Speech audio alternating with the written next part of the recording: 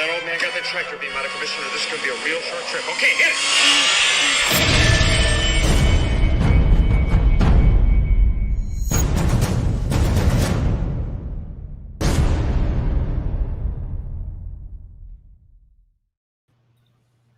Hey there, collectors. Welcome to Rogue 16 Product Spotlight, a show where we get together to take an in-depth look at exciting new Star Wars collectibles. Today we are doing a special live version of the show. Thank you for joining us. We're going to be looking at a new Star Wars helmet created by RS PropMasters, and we're thrilled to be joined by the R in RS PropMasters, Rob McCormick. How you doing, Rob? I'm good. Very good. Great to have you on the show. I think this is second time on the show. I'm starting to. We've recorded so much lately together. I can't remember. Yeah. Been a while, Yeah, three maybe. Thanks for having me back anyway. Okay. Yeah. Date number 3. Yeah. We had the auction. So great to have you. How you doing out there in the UK? Good. Christmas is bearing down on us now, so we might be looking at the post-apocalyptic Britain once Brexit's done in a few weeks. So who knows? Who knows what the future holds? Right. I've got a load of stuff on my car already, just in case we end up being Mad Max. So I'm prepared. Yeah. So do you have all your spare parts wrapped up in a Faraday cage? Yeah, got all that. The big containers full of diesel and stuff. Yeah, I'm ready. Right. It's the toilet paper. It's the toilet paper you got to worry about. You got to find that toilet paper. And the helmets to send to us too. Yeah. Yeah. So I'm looking at that great tree behind you. That looks pretty good. Can you did a good job on that, or was that a family effort or an Andrea? That's all me. The tree is all me. I did everything on that. Really? Color scheme. And I just 5 minutes. I took 5 minutes out of my schedule to throw that together. Threw it together. Look at that thing. That's fantastic. Yeah. Beautiful. Wow. The colors work. It looks nice. Andrea's shaking her head. She's trying to take the credit here, but I don't know why. I'm half expecting her to come up and smack you in the head. Yeah, I think she's preparing for that. Well, in addition to Rob, I'm joined by all the usual suspects. We've got Matt and Jason and Chris. How you guys doing? Good. Peachy. Fantastic. As my family from Buffalo would say, just ducky. Mm-hmm. Jason's a little sick, just a little bit, but we're happy to have him. So, but his Jason's voice always sick. Yeah, it seems like that, right? Yeah.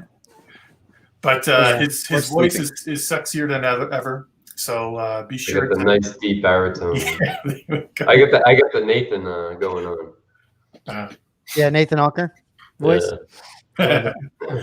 Well, as I said earlier, this is a special edition of the show. We're going to be unboxing a new helmet from RS PropMasters. It has been. We'll give you a little hint. It has been seen before. But just briefly, Rob, how long you guys been in the works on this one? Before we show everybody, how long you been in the works on this one? It's been a long time, and it's a bit of a weird one because we're at this stage because we had the first wave prepared, and then we've sat on it nearly all year. Mm. So I think these were done around March time. And the whole reason for this happening now is we're having a good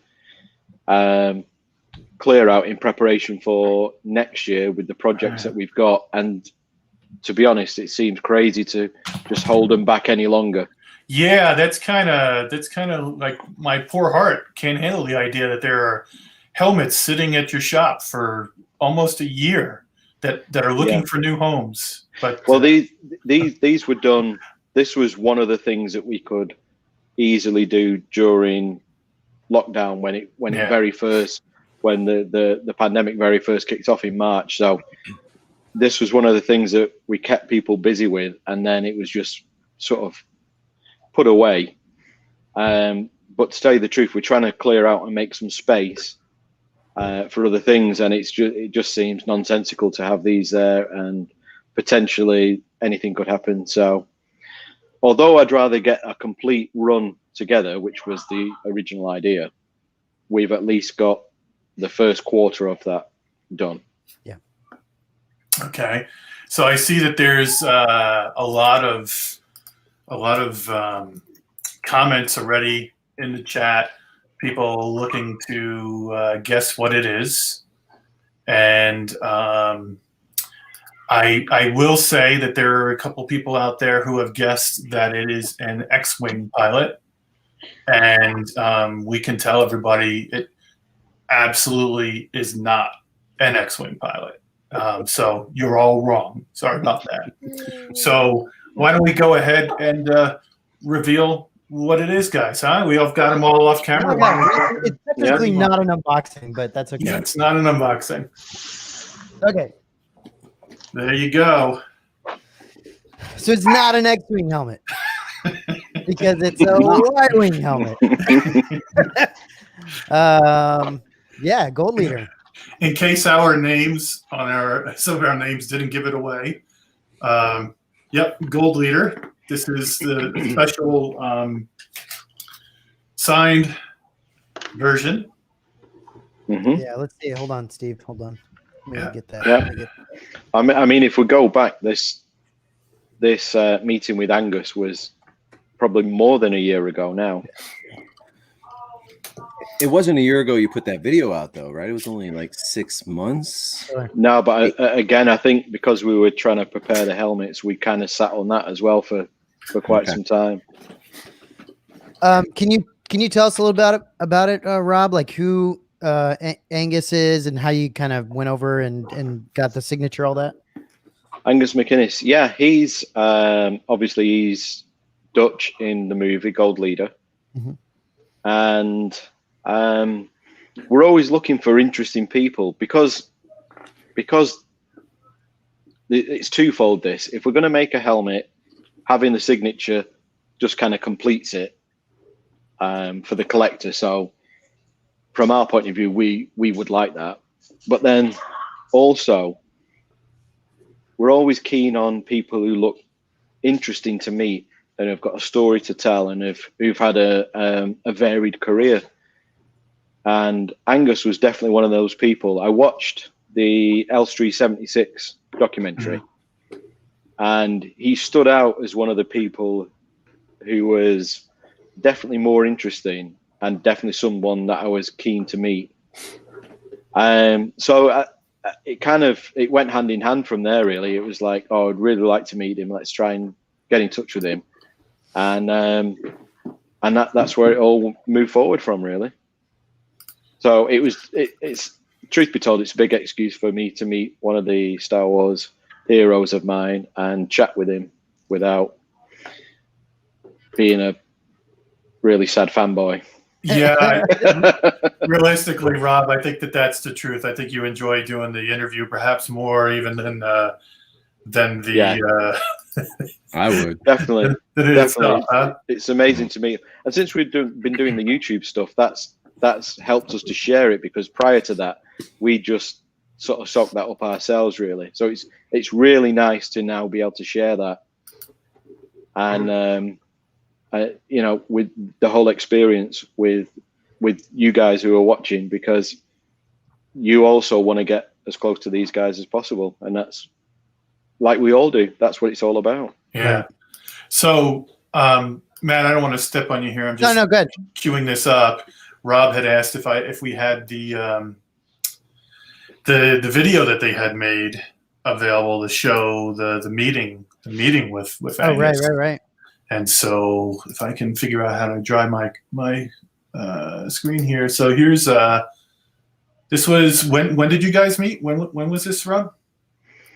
This was it's got to be well, I'll tell you when it was. When we put out the video with Eddie Ford. Okay. It was around that time, so it's well over a year ago now. Okay. Because okay. we went and met Eddie, and then Eddie actually came with us to meet Angus. So this is and gratitude where it's due. Eddie did teach me how to pronounce Angus's name correctly, Okay. which is Angus MacInnes. Okay. Well, how were Well- you pronouncing it? How are you you screwing it up? Just sort of the way it's spelt, MacInnes. I don't know. Oh, okay. Right. Oh, I see. Okay. MacInnes. Okay, with that. Rob, so this is when you could actually shake someone's hand. Oh yeah. Like you could actually sit next to somebody. So Yeah. that's cool. You know what's nice about these videos, Rob, is I didn't know anything about him and really never paid attention, really. But your videos actually make people more interested in these actors and get to know them a little bit more and want to, find out a little bit more. Well, there's a couple of different layers with the guys. There were people who were just extras who quite happily tell you, "Oh, I was just an extra." And I used to turn up and see what was happening at the studio. Just so happened it was this, like the late. His name's just escaped me now because I'm telling the story. But there's those people, and then there are the people who fancy themselves as serious actors, and they seem quite bitter, and that it never quite happened for them. And then there's other people like Angus that have had an amazing career. Yeah, he's had some success in other movies as well, right? So yeah, tends to play a bit of a bad guy, thug, and beat a lot of people up. Yeah. Plus, he was just in Rogue One too.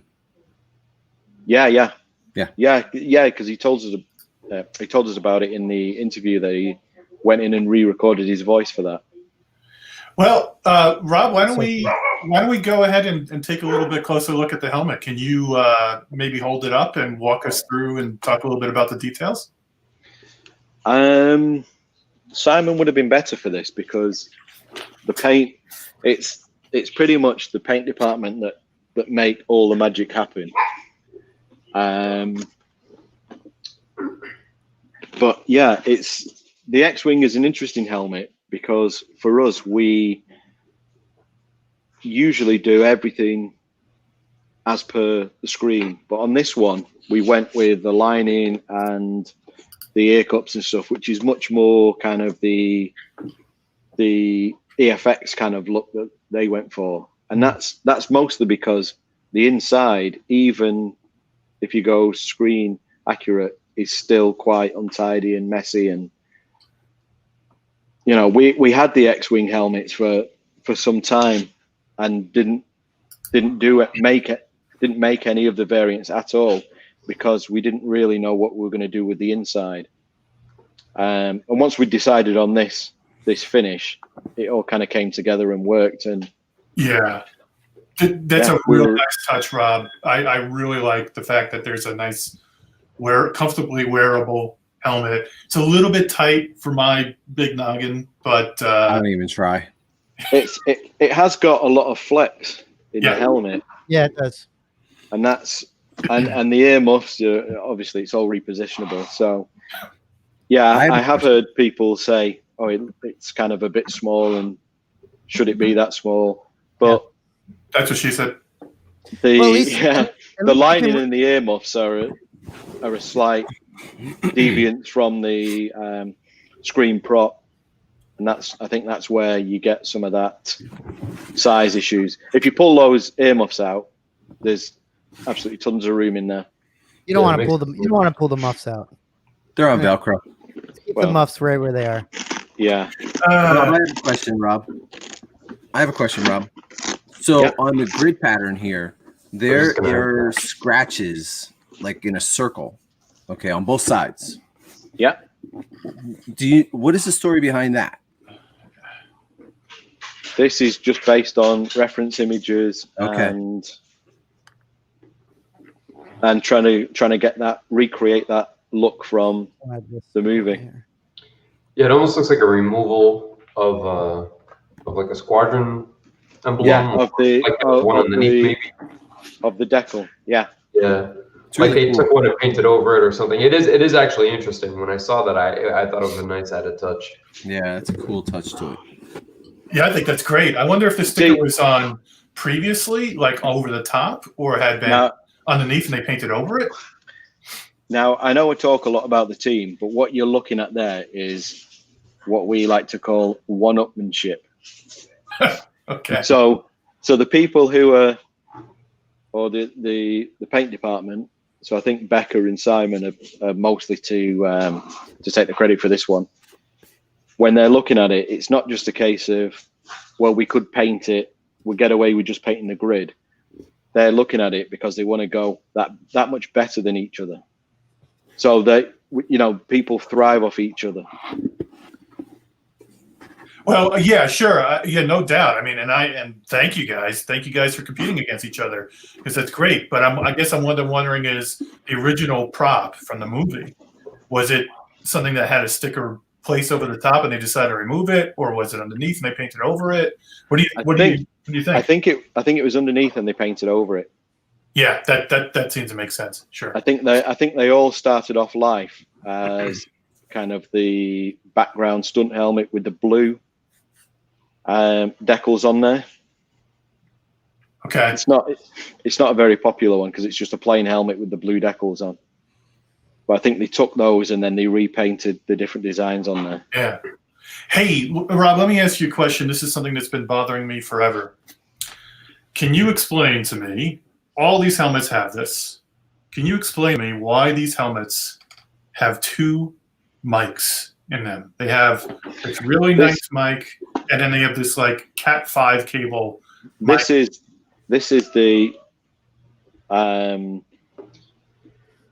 back of the headset. So the mic wasn't built into the helmet. It was a separate headset that was in there, and this was the cable that came off of it. Oh. So that hangs down? Oh, so that's supposed to be connected to something? Yeah, if we had prepared, we could have got a picture of Luke in the gunner's cockpit on the Falcon. From the Don't Get Cocky scene. Yeah. That headset is what would be underneath this helmet. Oh, I see. Okay. I had always thought that this was a second mic, and I could not figure out why they would put such an ugly ass mic in addition to the regular one. It's a cable. Oh my gosh! This was because it was 40 years ago. We didn't have Bluetooth or Wi-Fi. Right. Everything was connected by cable. I remember those days. So Rob, to continue with that question though, when you look at the difference between X-Wing Luke and Snowspeeder Luke, or even an ESP in general, like wedges, for example, this particular mic, the main one, tends to not be there, and then this is used as the mic piece, right? Is it on the opposite side? Yeah, it comes on this side instead, but this piece is actually used as the mic. I always thought it was a way to connect to the ship that they were in. I think initially that's what it's implied, but I think in ESB they got rid of the hard mic and used the cable with the metal tip. I think for the ESB the mic is on the other side, and it's a smaller mic, and then the actual end piece, this tip, is missing from it, so it's just like a silver cylinder sticking out the bottom, so it's probably a little less noticeable. Okay. That's interesting. I love learning the differences. It's hysterical because ever since I started getting these helmets, I have been tucking that away inside the helmet. You couldn't look at it because I hate it. Oh yeah. No, that's the thing, because you've got the option to do that. Whereas if we left it off, it would be off. Yeah, right. But it's on there, so it's total. And this is the other thing. It's totally your choice. It's, at the end of the day, it's your helmet, and if you prefer it that way, then why not? Rob, now that I know what it is, now I want to display it with it hanging out. Well, see, Steve's been. I can't believe you haven't yet. The problem is Steve's been cutting him off. That's the problem. So he's got to go glue him back on. It looks like it's just a piece of Cat 5 networking cable. Is that what it is? That's what it looks like. Yeah. Okay. Yeah. Good spot on that. Yeah, I even see maybe a little bit of it says obviously, quantum. I see a little bit of writing on the end of it. It says quantum. Yeah, so you might still have the manufacturer's printing on it itself. Well, you must have got one of the really good ones. I've got nothing on this. Yeah, I love that. Oh yeah, yours is special, Steve. or I need glasses. Yeah. I always pose mine, sorry, Chris, like this, like coming out the back. Yeah. Okay. How often do you have people write you asking questions like that? Like, what is this cable here? Why is this way? Listen to Chris. How often do you have morons that don't know what they're talking about? Well, I might just say all of every us now have and then, different but opinions. that's the interesting thing, and I'd rather people did ask than not. So yeah, we all had different opinions on what it was, and yeah. Of course I was right, but you know.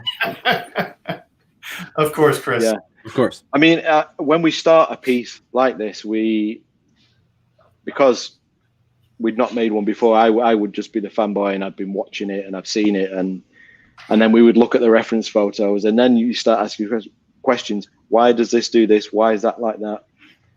And then that's when you see similarities with the costume department as a whole, how they've dealt with an issue or an application or how to make something work.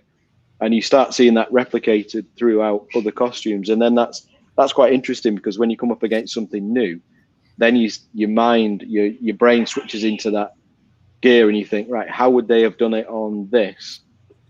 Could that apply to this? And then you start to work out how other things are done as well. Yeah. So what do you think, Rob, what was probably the most interesting part of this helmet when you were making it? Anything particular stand out to you as something that you liked that was different than others, or anything in particular? I really love the perspective of the grid. And no, I'll rephrase that. I really love watching the guys in the paint room work out the perspective of the grid. Okay. So that's the fun part. And on this particular helmet, it's a unique geometric pattern if you look at it, and then each one has 3 darker boxes. Mm-hmm. So is it different? Is it different than Biggs? Mm-hmm. Yeah. Okay. I don't have Biggs, so. Yeah. It's a different style. Biggs is more like a checkerboard, and this is more like the look of the displays. That's what I was going to ask. Do you think that this was meant to resemble a cockpit display or something like that, where they're? I'm not sure how they've come up with it, but to me it looks like that kind of design. Yeah. What makes this one special to me? Good, sorry. What makes this one special to me is it was actually the first video I watched of yours. That's why I wanted it so bad. Like, this is what kicked me off of RS. Really? Well, Andrea told me you wanted a Y-wing helmet. I wanted both. This is the one, guys. This is the Y-wing. This is the new one. This is the Y-wing. This is what we're talking about. This is that grid that to me is what it resembles. Huh. Yeah, I mean, definitely has got that same design aspect. And then there's other things as well in the Rebel briefing room with the screens they've got, and that whole look. This just fits with it really nicely. Yeah, this really one in particular, as opposed to some of the other designs that are out there. Yeah, there's an interesting one of the things I really like about this is I love this sticker here. Yeah, isn't that neat? And I love the fact that on this side it's the same sticker upside down. Upside down, yeah. Is it real? Yeah. Is that what they did? Yeah, I like that. So creative. It kind of looks like Mercury's wings. Is that what that's supposed to be reflecting, like a Mercury's wing kind of thing? I don't know anything about the design on that. Yeah, how it's come about. If you ever see like a statue and the eye. Yeah, but I love the way that you would expect it to be handled, and it's not. Huh. So if you look at Mercury, like the wings that he has on his helmet, or like the headpiece he has, this kind of looks like an Art Deco kind of version of what that would look like, right? I would love that to turn out to be a found part, but I guess we'll never know. A found part, like just an off the shelf sticker. Oh, okay. Yeah. Huh. Interesting. Well, that would be nice. Yeah, and these are based on the successful let's see. missions, I believe. The circles and the chevrons, the chevrons that are there. So you think that stands for like? Oh yeah, and then on the other side, they've got a gold one, huh? Yeah, but then that story kind of doesn't stack up unless Luke's flying with a dead guy's helmet. Yeah, well, maybe it was. It was kind of last minute, right? Maybe they just said, "Hey, here, guy, here's a helmet we have lying around for you to use," right? So yeah, but you're too important to have just the white one with the blue, blue rebel insignias on. Yeah, huh. This is my favorite of the three I have. I like that it's very weathered. There's a lot of weathering on it. Is it more weathering, Chris, than the other two? Yeah, it is. I think the idea behind that is he's the leader, so he's done the most missions and he's been around the longest, and he's one of the guys. And he's kind of let hygiene go. He doesn't care about hygiene anymore. He just just he doesn't have time because every waking moment he's in the cockpit killing and destroying. So I mean, that's pretty cool. The Y-Wings remind me of like the station wagon compared to like the hot rod of the X-Wing. Yeah. What's interesting too, Chris, is if you look at the wedge, the greens are completely different. Oh, the wedge, yeah. It's so much darker. Yeah, it's like a forest green, but this is more of like almost like a dark olive green. Yeah. I love the tones on this, especially the sticker. I like how it's that tealish green color. Yeah, this is my favorite one. So there's a comment in the window here about having the same helmet on order with another company. So you'll never see that. That's that isn't coming. That's a big concern, and I certainly don't think it's a signature that comes with it, right? No. That's an Novos. That's a Novos. They'll never see that. It's gotta be a Novos, yeah. Yeah, I'm sure it is. It's been over a couple of years. I had the Novos Sand Trooper, and it was an okay enough helmet for me. I thought it was okay, but I had that long before I started getting the RS, and I just think that I just think you're in a different world when you go. Well, listen, we don't. Yeah, the good thing is we don't need to shit on a Novos. A Novos makes a good quality helmet. It's just different. It doesn't. That's what I meant by a different world. It's like I would say what a Novos is more of a glam type of helmet, whereas he's skipping. You're skipping. Everybody else, you're the only one who's skipping. Actually, Matt. Yeah.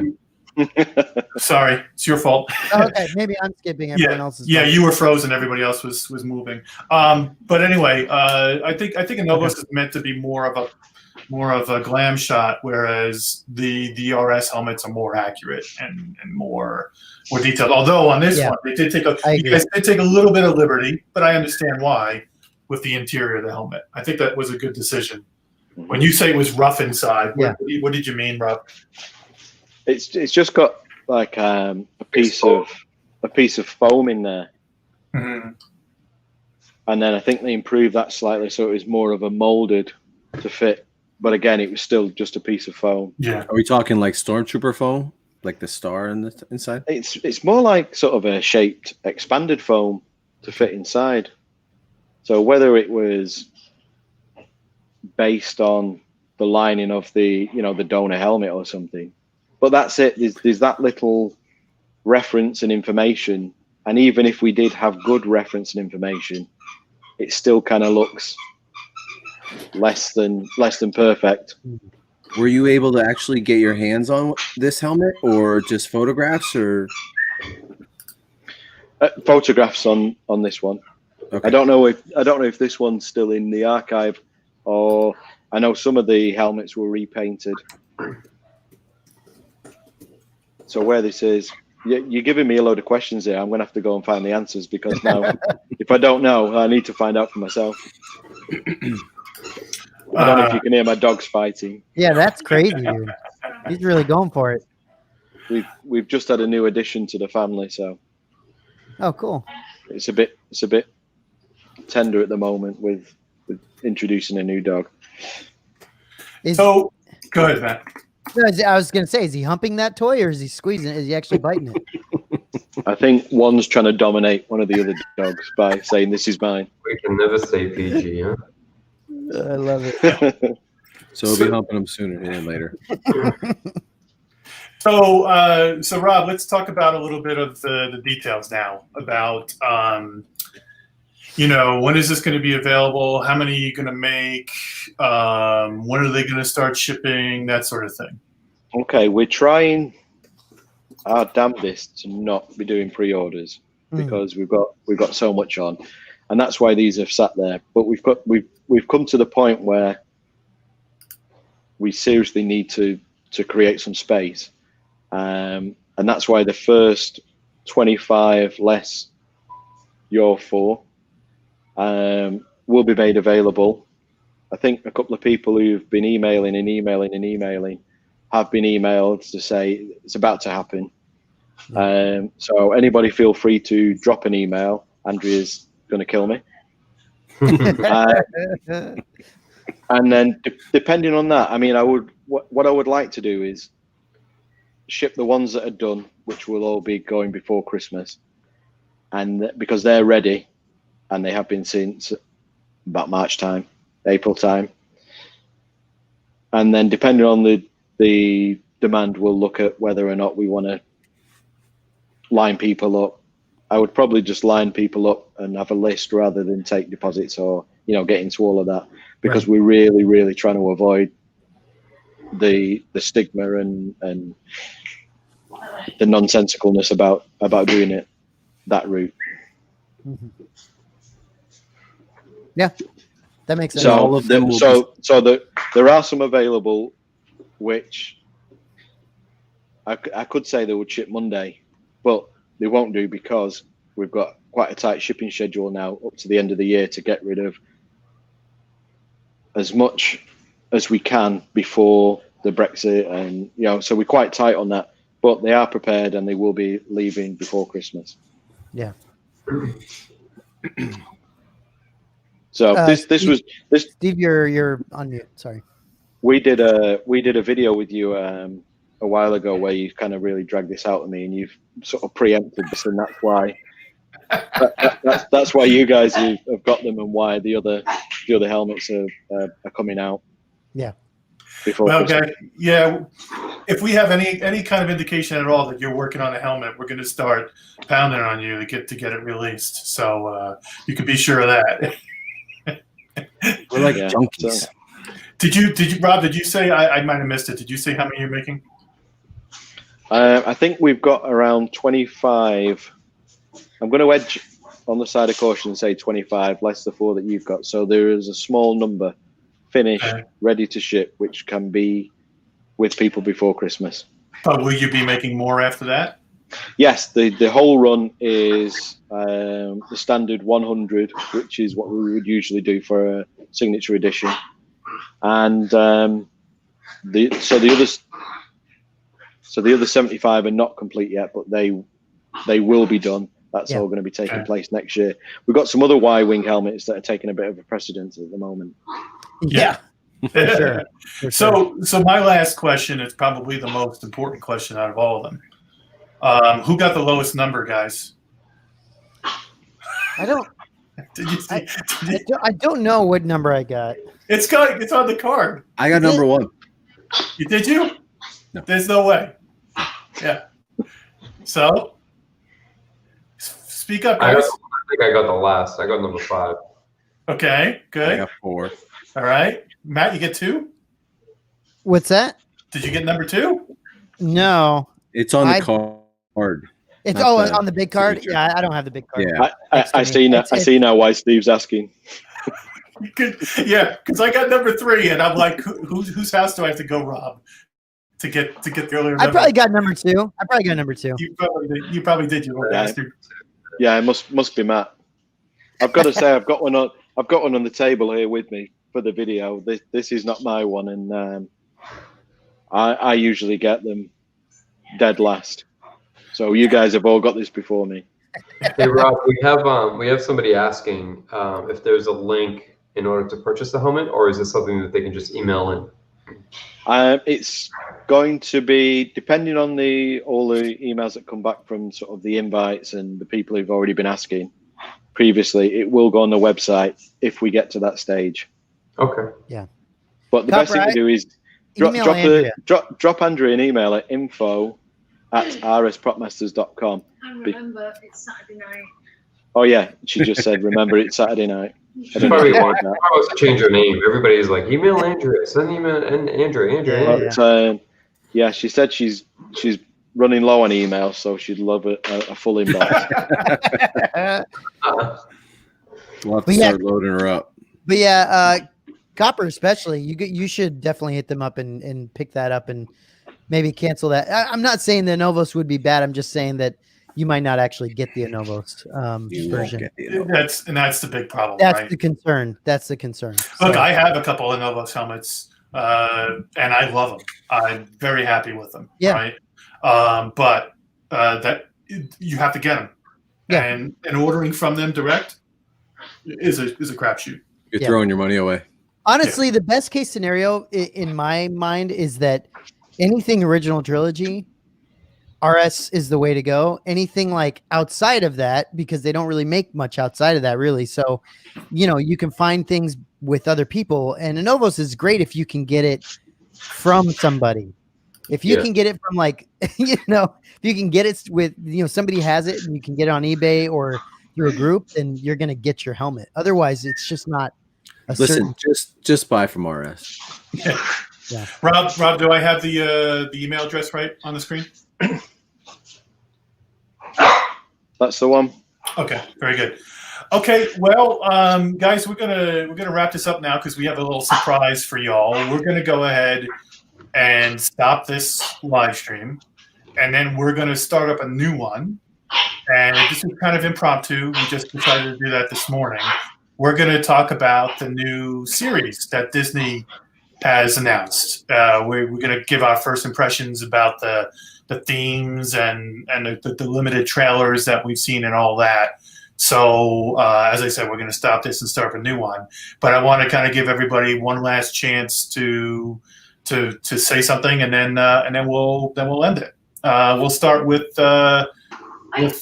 Jason, since he's looking at his phone there. Go ahead, Jason.